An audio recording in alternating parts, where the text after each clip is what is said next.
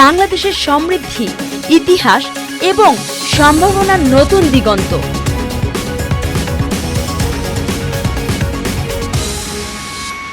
স্বাগত জানাই ভোক্তা টিভি হোক আপনার বিশ্বস্ত খবরের উৎস। গণ অধিকার পরিষদের নেতা জনাব বাদল মেম্বারের স্মরণসভা গলাচিপা উপজেলার পাতাবুনিয়া বাজারে সন্ধ্যার পর অনুষ্ঠিত হয়েছে। আমরা সেই সমাবেশ শেষে 10:30টার দিকে আমরা আমাদের গলাচিপা শহরে আমরা ফিরব। সেই মুহূর্তে আমরা জানতে পারি যে এই গলাচিপা 10 মিনা থেকে বিএনপির মনোনয়ন প্রত্যাশী নেতা জনাব হাসান মামুনের অনুসারীরা রাস্তায় গাছ ফেলে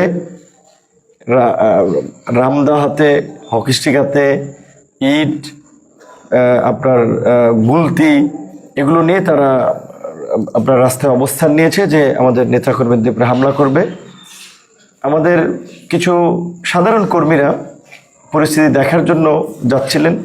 সেই সময় 2টি মোটরসাইকেল তারা আগুন দিয়ে পুড়িয়ে দেয়, আরও 5-7টি মোটরসাইকেল ভাঙচুর করে, বেশ কয়েকজন নেতাকর্মীকে আহত করে।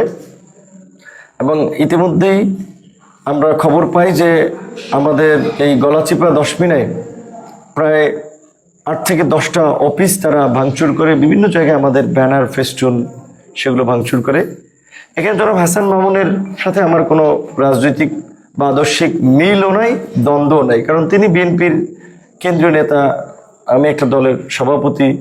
মিলের জায়গায় এটুকু আছে যে আমরা গণ অধিকার পরিষদ বিএনপির সাথে ফ্যাসিবাদ বিরোধী আন্দোলন করেছি, রাজপথে লড়াই সংগ্রাম করেছি, এখনও বিভিন্ন ইস্যুতে, রাষ্ট্র সংস্কার, নির্বাচন, মৌলিক ইস্যুতে আলাপ আলোচনার মধ্যে দিয়ে একসাথে কাজ করার চেষ্টা করি জাতীয় পর্যায় থেকেও।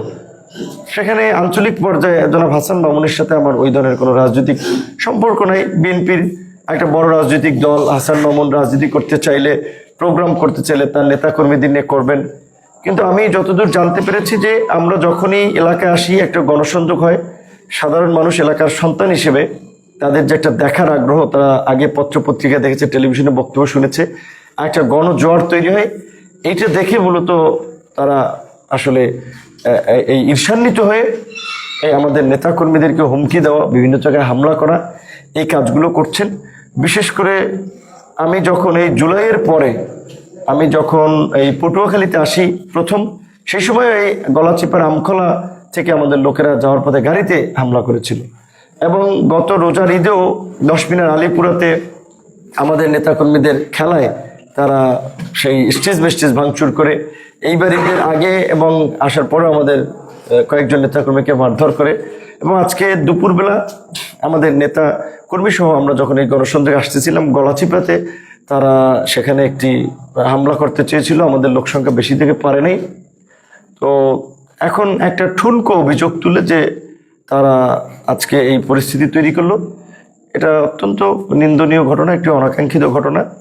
বিএনপির শীর্ষ নেতৃবৃন্দকে জানিয়েছি, দেখি তারা কি ব্যবস্থা নেয়। আর এখন তো রাত্র 12:52 বাজে, আমরা 10:45 থেকেই এখানে অবরুদ্ধ আছি। আমাদের এখানেও আমাদের 500-700 নেতাকর্মী সহ এলাকাবাসী 1-1,500 লোক জড়ো হয়ে গেছে। আমরা চাইলে তাদেরকে প্রতিহত করে মোকাবেলা করে সামনে এগিয়ে যেতে পারি, কিন্তু এলাকায় একটা অনাকাঙ্ক্ষিত পরিস্থিতি, উত্তপ্ত পরিস্থিতি তৈরি হোক, সেটা আমরা চাইনি। যেই কারণে আমরা প্রশাসনকে সহযোগিতা করার জন্য আহ্বান জানিয়েছি। ইতিমধ্যেই পুলিশ এসেছে, সেনাবাহিনী এসেছে, তারা দেখছে পরিস্থিতি কিভাবে কি করা যায়, এবং বিএনপির নেতারাও খোঁজখবর রাখছেন। বাকিটা দেখা যাক কি হয়। কাঁদবে কতকাল, মাগো পেটে নাই খাবার, দেখা হবে আবার, থাকো কোথায় তুমি বাবা, জানি না তো আমি, আধার রাতে চোখে দেখি অন্ধকার।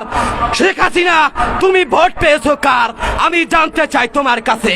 এই দেশে লক্ষ লক্ষ শ্রমিক দেশে যায় নাই ভোট দেওয়ার ভয়তে, যারা কখনো ঢাকাতে আসে নাই, যারা কখনো চিটাগাঙে যায় নাই, তারা দেশ ছেড়ে চিটাগাং, ঢাকা বিভিন্ন জায়গায় গেছেন, কারণ তাদেরকে জোর করে বাড়ি থেকে ভোট দিতে নিয়ে যাওয়া হবে। বন্ধুগণ, আমরা দেখেছি মাদারীপুরে, দেখেছি সিলেটে, দেখেছি বরিশালে এক জেলার ভোটারকে আরেক জেলায় নিয়ে যায় বাস ভরে।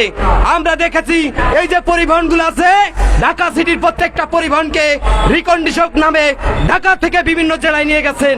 আমরা শুনেছি প্রত্যেকটা পরিবহন সেক্টরের শ্রমিক বলছেন, ভাই দেখেন আমরা রিকন্ডিশন খাটতে গিয়েছিলাম, আমাদের গাড়ির ভিতর অনেক বস্তা ছিল এবং বিভিন্ন জায়গা থেকে ভোটার নিয়ে এই যে দুপুরবেলা ভোটগুলা পড়ে গেল ঘোষণার পরে, এগুলা ভোট কে দিয়েছিল? শেখ হাসিনার কাছে আমি জানতে চাই। আজকে আমার ভোটাধিকার হরণ হয়েছে, আজকে আমার রিক্সা চালক ভাইয়ের ভোটাধিকার হরণ হয়েছে, আজকে আমার পরিবহন শ্রমিক ভাইয়ের ভোটাধিকার হরণ হয়েছে। আজকে এই দেশের পরিবহন শ্রমিকরা বিভিন্ন জায়গায় বিভিন্নভাবে প্রতারণার শিকার হচ্ছে। বন্ধুগণ, আমার বক্তব্য আমি এখানে শেষ করছি। আসসালামু আলাইকুম। আজকে আমরা ঢাকা মহানগর উত্তর গণ অধিকার পরিষদের আয়োজনে ঢাকা উত্তর সিটি কর্পোরেশনের সামনে এই বিক্ষোভ মিছিলের আয়োজন করেছি। এই বিক্ষোভ মিছিলের সম্মানিত সভাপতি আমাদের ঢাকা মহানগর উত্তর গণ অধিকার পরিষদের বিপ্লবী সভাপতি জনাব মিজানুর রহমান, সাধারণ সম্পাদক জনাব আব্দুর রহিম, আমাদের কেন্দ্রীয় নেতৃবৃন্দ এখানে আব্দুল জাহের, আবু হানিফ, এখানে ডক্টর ইমরান, রবিউল ইসলাম সহ ছাত্র নেতারা রয়েছেন, যুব নেতারা রয়েছেন, শ্রমিক নেতারা রয়েছেন, আমাদের নারী নেত্রীরা রয়েছেন। আমরা পরিষ্কারভাবে একটা আলটিমেটাম এই সরকারকে দিতে চাই। সংগ্রামী উপস্থিতি, আপনারা জানেন আজকে আমরা এখানে কেন উপস্থিত হয়েছি। প্রত্যেকটা জাতীয় দিবসে যখন গণ অধিকার পরিষদের অঙ্গ সংগঠনগুলো জাতির বীর সন্তানদের প্রতি শ্রদ্ধা নিবেদনের জন্য স্মৃতিসৌধে যায়, শহীদ মিনারে যায়, তার প্রতিটা প্রোগ্রামের পরের দিনই আমাদেরকে এই প্রেস ক্লাবে এসে বিক্ষোভ সমাবেশ করতে হয়। এটা আজকে নতুন নয়, এটা বাংলাদেশের চিত্র।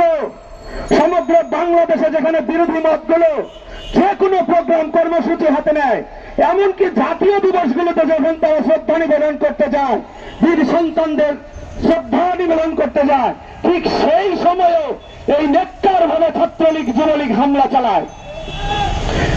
বাংলাদেশে একটি সংবিধান রয়েছে, বাংলাদেশ একটি স্বাধীন সার্বভৌম রাষ্ট্র।